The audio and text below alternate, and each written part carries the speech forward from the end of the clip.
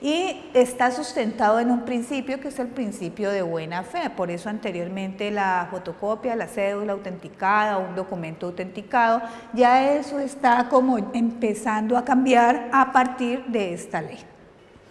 Aquí vemos la última reforma tributaria, la ley 1607 del 26 de diciembre del año 2012, la cual replantea en muchos aspectos, en muchas maneras, lo que es la normatividad colombiana. Realmente es un gran cambio, un cambio muy importante que se ha dado en materia de impuestos, y que es importante tener muy en claro.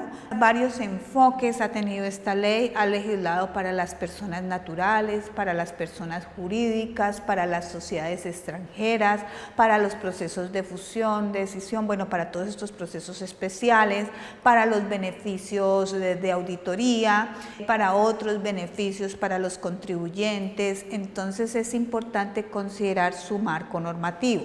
¿Cómo impacta esta ley? Para las personas naturales, que está establecido en su capítulo 1, entonces decimos que hay una clasificación que hace y aparece aquí en esta ley donde clasifica a los empleados y los independientes como empleados y trabajadores por cuenta propia, donde ellos van a tener, siendo empleados, el 80% de sus ingresos provenientes de una relación laboral. Para precisamente esta clasificación se propone una nueva manera para liquidar el impuesto sobre la renta. Esto persigue aumentar la base de contribuyentes que paguen impuestos sobre la renta, y para eso hay un IMAM, que es el impuesto mínimo alternativo nacional, y el IMAS, que es el impuesto mínimo alternativo simplificado, y básicamente en ellos se toman todos los ingresos, para este caso de los empleados, se los depura, reduciendo únicamente todo lo que tiene que ver con aportes a salud y pensión, y se establece una tabla muy sencilla, unos valores impositivos a cancelar relativamente bajos. Entonces dice: no admite más depuración, solo lo que puede ser para salud y para pensión.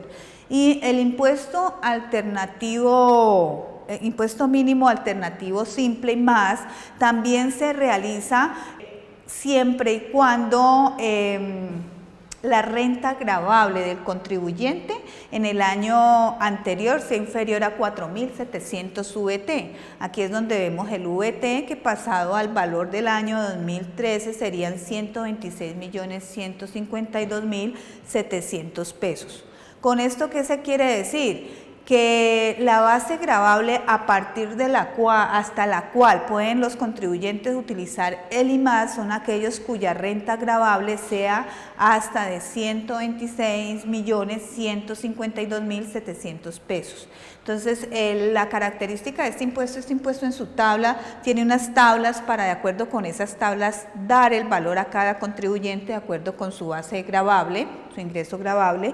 Entonces, un poquito más altos los impuestos, pero sus declaraciones, si son presentadas de manera oportuna, van a quedar en firme en 6 meses, o sea, de una vez se presenta, queda en firme, motivan a los contribuyentes a presentar los impuestos.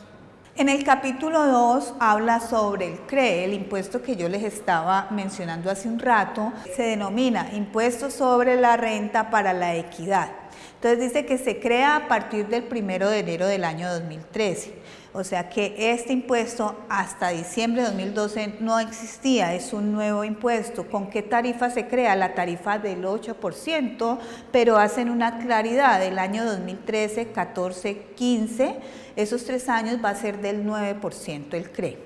A partir del 2016 ya queda con la tarifa del 8%. Realmente, ¿para qué se crea el CRE? Su finalidad.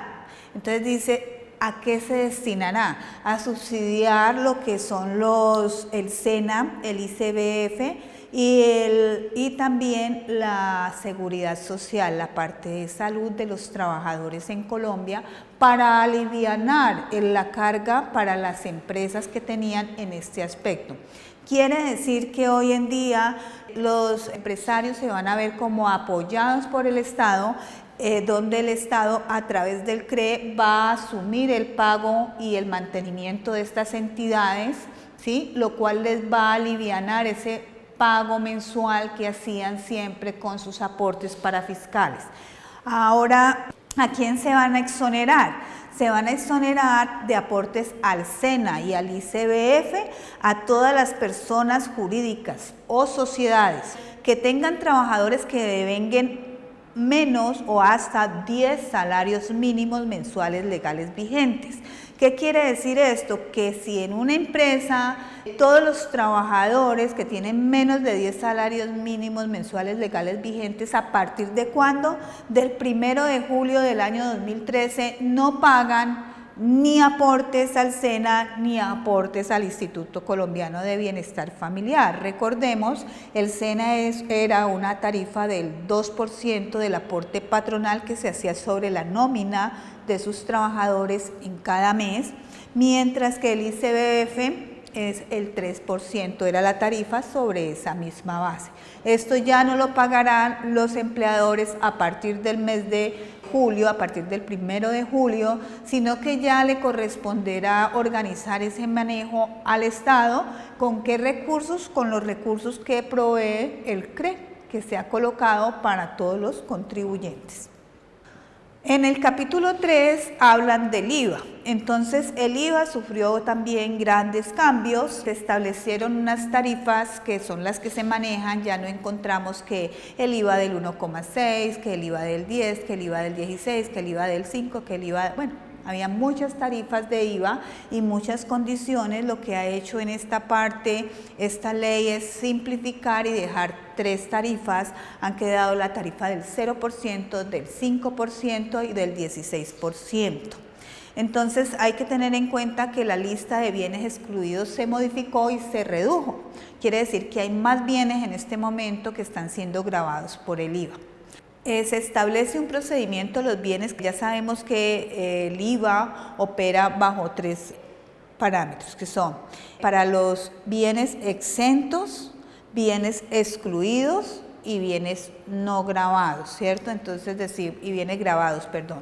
Los bienes, en este caso, para los bienes exentos se establece una organización porque ellos pueden pedir la devolución de IVA y entonces ahorita establece que se puede hacer 2 veces al año, pero dependiendo de las condiciones particulares de cada contribuyente podría hacerlo bimestralmente, pero en términos generales una mayoría va a quedar haciendo estas devoluciones en 2 ocasiones al año, mitad de año y final de año. La retención en la fuente para el IVA modificó, anteriormente era el 50% del valor del IVA, ahora quedó en el 15% del valor del IVA. Los servicios integrales de aseo, vigilancia y cafetería también cambió. Habían unas tarifas para, por ejemplo, las empresas de empleos temporales y todo eso con el 1,6% de IVA. Actualmente entonces quedó el IVA del 16%, pero sobre el AIU, que es la parte del contrato que se tiene, del cual se toma administración, imprevistos, utilidades, y sobre esta base es la que se calcula el 16%, o sea, no se calcula sobre el valor total, sino sobre una base del 10%, se le aplica el 16%, o sea, que hay como una equivalencia allí y pese a la modificación de la estrategia en el cálculo, el resultado tiende a ser muy similar. También tenemos aquí la declaración y pago del IVA se modificó. Entonces, a partir de esta norma, recordemos que hasta el año pasado se pagaba el IVA bimestralmente por todas las organizaciones, las empresas, los contribuyentes obligados a declarar IVA.